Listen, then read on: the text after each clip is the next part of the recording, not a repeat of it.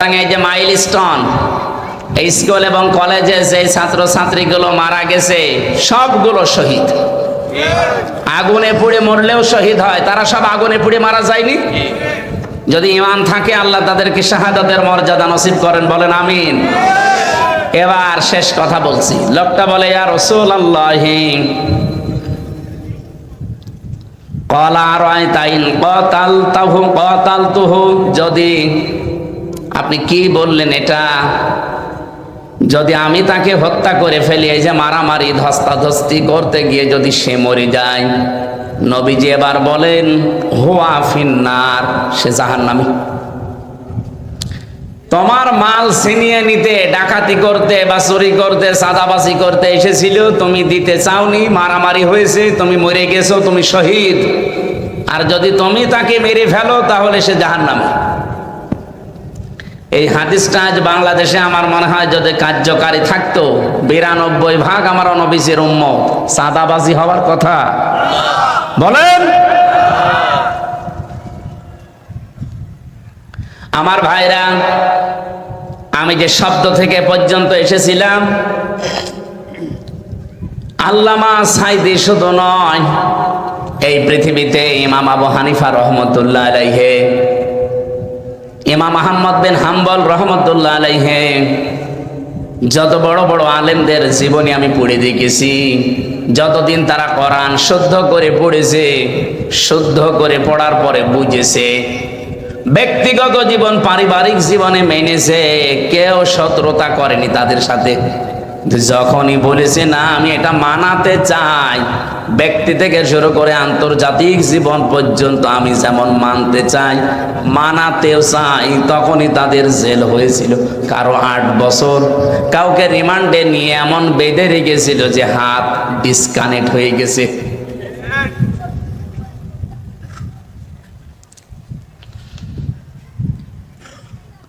জীবনী পড়তে গিয়ে দেখেছি হযরতে আবু হানিফা রহমতুল্লাহ আলাইহি 8 বছর শুধু জেলখানায় কাটাননি, তাকে বিষ দিয়ে শেষ পর্যন্ত মেরে ফেলেছে। বাংলার মুসলমানেরা শুধু কোরআন শরীফ শুদ্ধ করে পড়ে যদি মনে করেন আমার হক আদায় হয়ে গেছে, কে বলেছে আপনাকে? বেশি বোঝেন। আমি নিজে ব্যাখ্যা করেছি, পড়েছি, বুঝেছি, এরপরে বলছি শুদ্ধ করে পড়লেই হক আদায় হয় না, এটা বুঝতে হয়। শুধু বুঝলেই হয় না, মানতে হয়। শুধু মানলেই হয় না, মানাতে হয়। এই 4টা শর্ত মেনে যারা কোরআন পড়ে আর কোরআনকে যারা বিজয়ী করার জন্য চেষ্টা করে, ব্যক্তিগত জীবন থেকে একেবারে আন্তর্জাতিক জীবন পর্যন্ত কোরআন থাকবে বিজয়ী। কি থাকবে? বলেন বলেন। এই 54 বছরে কোরআন বিজয়ী আছে? নেই। ফাস্তাসাহারা হয়ে শব্দের অর্থ আমি বিজয় করলাম কেন? কারণ এর পরে যে 2টা শব্দ আছে দেখেন, ফাহাল্লা হালালাহু, এরকম আছে, ফাহাল্লা হালালাহু ওয়া হারামা হারামাহু। কোরআন যদি বিজয় থাকে তাহলে হালালকে হালাল জেনে মানা সহজ, আর হারামকে হারাম জেনে মানা সহজ। আপনি হালালকে হালাল জেনে মেনে নিতে পারবেন, আর হারামকে হারাম জেনে ছেড়ে দিতে পারবেন। কোরআন বিজয়ী না থাকলে হালালকে হালাল জানার পরও আপনি মানতে পারেন না, হারামকে হারাম জানার পরও আপনি ছেড়ে দিতে পারেন না। কোরআন বিজয় না থাকলে আপনার এই যে অবস্থার ধারাবাহিকতা এমন আকাশ পাতাল হয়ে যায়। একজনের বেতন মনে করেন 2 লক্ষ টাকা, আর একজনের বেতন মাত্র 10,000, অথচ 2 জনেই এক জায়গায় থাকে, এক শহরে থাকে, ছেলে মেয়েও তাদের 2টা করে। বাস্তবতায় এখন যে লোকটার মাত্র 10,000 বেতন আর যার 2 লাখ, এই লোকটা করবে কি? কোরআন যে বিজয়ী থাকলে কি হয়? একজন গাছতলার, একজন একেবারে আসমানে থাকবে না। আজ কমিউনিস্ট পার্টি যারা করে তারা বলে যে কেউ 10 তলায়, কেউ গাছতলায় হবে না, সব সমান করে দেব। ইসলাম এটা চায়, কিন্তু ওদের মতো করে না। ইসলাম চায় যাকাত ভিত্তিক অর্থনীতির মাধ্যমে, ইসলাম চায় দানের মাধ্যমে, ইসলাম চায় সাদকার মাধ্যমে, ইসলাম চায় হক আদায় করার মাধ্যমে। আপনি 2 লক্ষ টাকা বেতন পাচ্ছেন, ও 10,000 টাকা বেতন পাচ্ছে, ঠিক আছে, কিন্তু আপনার ওই 2 লক্ষ টাকার ভেতরে অনেকগুলো জিনিসের হক লুকিয়ে আছে। আপনার বাড়িতে যে গোলা আছে, মনে করেন 50 মণ ধান, এই 50 মণই কি আপনার? ওর ভেতরে মুরগির খাবার আছে না? কথা বলেন না কেন? ফসল কাটলে আপনি সব বাড়িতে তুলে আনতে পারবেন না, ওখান থেকে ওসর দেওয়া লাগবে। এই জন্য ইসলাম যদি বিজয় না থাকে, সেখানে এই অবিচারটা হয়। এই যে পুলিশদের ওপরে যেটা হচ্ছে, আজ এসপির বেতন মনে করেন 70,000 টাকা, আর কনস্টেবলের বেতন 8,000 টাকা, অথচ দুইজনই থাকে এক জায়গায়, ছেলে মেয়ে দুইজন, ওনারও 2টা, এরও 2টা। এখন বাম হাতের ইনকাম করতে বাধ্য হবে না ছোটখাটো? ইসলাম থাকলে এটা করতে দেবে না। আপনি 70 না 80 হানা 1 লাখ টাকা বেতন পান, কিন্তু এর অবিচার যেন এর সাথে না হয়, যেন বাম হাতের ইনকাম না করে, সেরকম একটা ব্যবস্থা এই লোকটাকেও করে দেবে আগে। আপনি একেবারে প্রতি মাসে 70-80 হাজার বেতন পাবেন আর নিয়ে বাড়ি চলে যাবেন, জীবনও না। ওর ভেতরে অনেকগুলো হক বের করা লাগবে, শেষে ও যা আপনিও তাই। এইটা ইসলাম তৈরি করে দেখিয়েছিল খলিফাতুল মুসলিমিন হযরত ওমর। আমরা এতদিন শুনলাম যে মদিনার সনদে নাকি দেশ চলবে, চলেছে মদিনার সনদে, কিন্তু মোদির সনদে চলেছে। আমরা আগামীতে মোদির সনদ না, এদেশে যদি চলে মদিনার সনদ চলবে ইনশাআল্লাহ। তাহলে কোরআনকে বিজয়ী না থাকলে হালালকে হালাল মানা যায়। আপনি জানেন যে এটা হালাল, কিন্তু মানতে পারবেন না। আপনি জানেন এটা হারাম, জানার পরও ছাড়তে পারবেন না। এই কারণে এই কথাগুলো বলা হয় স্টেজে এসে, যে ভাই কোরআনকে বিজয় করে প্রত্যেকেই প্রত্যেকের হক ঠিক মতো পেয়ে যাবেন। তখন আর আপনাকে বাম হাতের ইনকাম করা লাগবে না, নিজে পাপ কামাই করা লাগবে না। আর আপনি পাপ কামাই করছেন আপনার নিজের জন্য, মনে করেন আপনার সন্তান, আপনার ছেলে মেয়ে আরামে থাকবে, তাদের জন্য আমি অপরাধ করছি। কে বলেছে আপনাকে? আপনি একটু গোপনে যে জিজ্ঞাসা করেন তো আপনার ম্যাডামকে, যে তোমার ভালো শাড়ি দেওয়ার জন্যই কিন্তু আমি বাম হাতের ইনকাম করি, তুমি কি আমার এই পাপের ভাগটা নিবা? বলবে কিসের কি, বিয়ে করেছো, কি দিবা কি না দিবা ওটা তোমার ব্যাপার। দুনিয়ায় যদি কথা বলে, ও মরে গেলে তো আপনার পরিচয় দেবে না।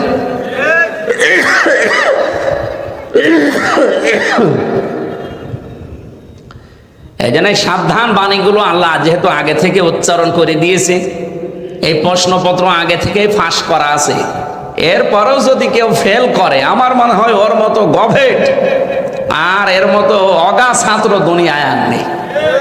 আমরা এরকম গভেট হব? অপদার্থ। সচেতন হওয়ার চেষ্টা করছি। কোরআনে কারিমকে সত্যি যদি আমরা এই 4টা শর্ত মেনে পড়ে বিজয় করার চেষ্টায় থাকি, আর যদি আল্লাহ দয়া করে দেশে কোরআনকে বিজয় একবার করে দেয়, আপনি দেখবেন হালালকে হালাল জানার পরে মানতে পারবেন, হারামকে হারাম জানার পরে ছেড়ে দিতে পারবেন। কি হবে শেষে? নবীজি বলেন আদখালাহুল্লাহুল জান্নাহ, আল্লাহ তাকে জান্নাতে দিয়ে দিয়েছে, না জান্নাতে দেবে, দিয়েছে। আদখালা এটা মাঝি, এটা মাঝি অতীতের শব্দ। নবীজি মোজারে দেননি যে বর্তমান ভবিষ্যৎ। এখন আমার প্রশ্ন, আমরা তো এখনো মারা যাইনি, জান্নাতে চলে গেলাম কি করে? হাদিসের ব্যাখ্যা হচ্ছে এটা, সত্যি যদি আপনি কোরআন শুদ্ধ করে এই যে 4টা শর্ত মেনে পড়তে পারেন, মান করাল কোরআনা ফাস্তাজাহারাহু, আর কোরআনকে বিজয় করার চেষ্টায় থাকেন। আর আমার তো মনে হয় 92% মুসলমানের এই দেশে, অন্য 8% মানুষ যদি নাও চেষ্টা করে, আমরা 92% মানুষ চেষ্টা করলে ইসলামে দেশে কায়েম হয়ে যাওয়ার কথা, কোরআনে কারিম বিজয় হয়ে যাওয়ার কথা। যদি কোরআন বিজয় হয়ে যায়, তাহলে আপনি হালালকে হালাল জেনে মানতে পারছেন, আর হারামকে হারাম জানার পরে ছেড়ে দিতে পারছেন। নবীজি বলেন, এরকম একটা ব্যক্তি, পরিবার, সমাজ আর রাষ্ট্র যদি গঠন হয়ে যায়, মানুষ যেন বিশ্বাস করে যে আমি জান্নাতে আছি। যে সমাজে আপনি যাকাত ভিত্তিক অর্থনীতি দেখতে পাবেন, তখন চুরি থাকবে না, ডাকাতি থাকবে না, চাঁদাবাজি থাকবে না, মানুষ অভাবের তাড়নায় মানুষের ঘরের শীত কাটবে না। আমাদের মতো রক্ত মাংসে গড়া মানুষ ছিল হযরতে খলিফাতুল মুসলিমিন, পঞ্চম খলিফা বলা হয় ইসলামের, ওমর ইবনে আব্দুল আজিজ রহমতুল্লাহ আলাইহি। ওনার জামানায় একটা লোক বস্তার ভেতরে জাকাতের পয়সা নিয়ে ঘুরতেছিলেন এলাকায়। জাকাত কে নেবে, জাকাত কে নেবে। 7টা দিন একাধারে ঘুরেছেন, একটা লোক পাননি যে বলবে যে জাকাত আমার দরকার। কেন, ওই দেশে কি গরিব মানুষ ছিল না? 7 দিন একাধারে ঘুরতেছে, বিশাল এরিয়া। সৌদি আরব কিন্তু বাংলাদেশের মতো এতটুকু দেশ না। এই দেশের 14টা দেশ জোড়া দিলে যত বড় হবে বাংলাদেশ, সৌদি আরব একাই অত বড়। আমি পুরাটা ঘুরেছি, এত বড় বিশাল দেশ। 7 দিন ঘুরতেছে, একটা লোক পাইনি। ক্লান্ত শ্রান্ত হয়ে গাছের নিচে বসে একটু বিশ্রাম নিচ্ছে, খেজুর গাছের নিচে।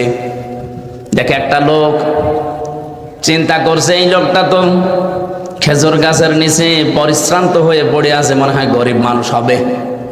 কাছে যেয়ে বলছে, ভাই আমার এই বস্তার ভেতরে কিছু টাকা নিয়ে ঘুরতেছি, জাকাত দেব, মানুষ পাই না, আপনি আমার এই টাকাগুলো নেন। আপনারে দেখে মনে হচ্ছে গরিব মানুষ। লোকটা মাথার নিচে যে বস্তা ছিল ওইটা তুলে এসে বলছে, আপনার কি মনে হয় যে বস্তার ভেতরে ছিঁড়া কাঁটা আছে? আপনি ঘুরতেছেন কয়দিন আমি জানি না, আমি আর 7 দিন একাধারে ঘুরতেছি। আমার এই বস্তার ভেতরে জাকাতের টাকা নিয়ে একটা লোক এত বড় এরিয়ায় পেলাম না যে এসে বলবে যে জাকাত আমার লাগবে। কি দিয়ে হয়েছিল এটা বলেন তো? কোরআন দিয়ে বলেন, বলেন। আমি কি গল্প বলছি আপনার সামনে? এই দৃশ্য আমরা দেখতে চাই না, শুধু শুনে শেষ করলে হবে? এটা দেখা লাগবে না সামনে। ফাত্তাবিউস সিয়াদাল আ'নাক। নবীজি বলেন, তোমাদের ওই জামানায়, যে জামানায় তোমরা বাস করবে, ওই জামানায় যারা ইসলামকে পূর্ণাঙ্গভাবে মানার জন্য সর্বোচ্চভাবে চেষ্টা করবে, যাদের দ্বারা তোমরা দেখবে যে এরা ইসলামকে সত্যি জায়গা মতো নিয়ে যেতে পারবে, তোমার দায়িত্ব হচ্ছে তাদেরকে সমর্থন করা। এই হাদিসটা আমার মনে হয় এখন বলার পরে সবাই বুঝেছেন, আমি কিন্তু বানাইনি। ফাত্তাবিউস সিয়াদাল, শেষের শব্দগুলো আমার মনে নেই, এটা মুসলিম শরীফের হাদিস। বিশ্বনবী বলেন, এই পৃথিবীতে যখন দেখবে যে যাদের দ্বারা ইসলামকে রাষ্ট্রে প্রতিষ্ঠিত করা সম্ভব, আমার উম্মতের দায়িত্ব হচ্ছে তাদেরকে সমর্থন করা। বাংলাদেশে এখন 73টার উপরে দল কাজ করছে, ধর্মীয় এবং জেনারেল মিলে। আপনি বুকে হাত দিয়ে বলেন তো, এই দেশে এখন ইসলামকে ব্যক্তিগত জীবন থেকে আন্তর্জাতিক জীবন পর্যন্ত প্রত্যেকটা দিক আর বিভাগে চালাতে পারে সঠিকভাবে এই দেশে যেই দল, ওই দলকে সমর্থন করা আপনার এখন দায়িত্ব। যারা পারে আপনি করবেন তাদের। এখন যদি বলেন নাম বলেন, আপনাকে নাম বলা লাগবে কেন? আপনি কি এখনো দুধ খাচ্ছেন? 73টা দলের ভেতরে কোন দল ব্যক্তিগত জীবন থেকে আন্তর্জাতিক জীবন পর্যন্ত ইসলাম দিয়ে চালাতে পারে এরকম সব জায়গায় যাদের লোক আছে, আপনি দেখেন না কেন? অর্থনীতি বোঝে এরকম মানুষ কোন দলে আছে? ইসলামী অর্থনীতি। ইসলামী অর্থনীতির ভেতরে তো 28টা ভাগ আমি পেয়েছি। আপনি ইসলামী ব্যাংকে যাবেন, দেখবেন মোশারাকা, মোদারাবা, মোরাবাহা, বায়ে সালাম, বায়ে ইস্তেসনা, বায়ে মুআজ্জাল, বায়ে ওয়াহেদা। আমার সবগুলো মনে নেই, আমি পড়েছি। 28টার উপরে এরকম নিয়ম আছে। ইসলামকে যদি কেউ অর্থনীতিতে ইবাদত হিসাবে মনে করে, এই নিয়মগুলো মানা লাগবে। অথচ এই নিয়মটা বাংলাদেশে কোন ব্যাংকে আছে? কতগুলো ব্যাংক এই দেশে কাজ করছে বলেন? আপনি সোনালী ব্যাংকে পাবেন না, রূপালী ব্যাংকে পাবেন না, অগ্রণী ব্যাংকে পাবেন না, চৈতালি ব্যাংকে। চৈতালি ব্যাংক আছে? চৈতালি ব্যাংকও হবে কয়েকদিন পর। কোন ব্যাংকে আমি পাইনি। ইসলামী ব্যাংকে আছে, কিন্তু যতদিন জাকাত ভিত্তিক অর্থনীতি এই দেশে রাষ্ট্রীয়ভাবে কায়েম না হবে ততদিন এই দেশে ফেরেশতাও যদি ব্যাংক চালায় তাও সঠিকভাবে চালাতে পারবে না।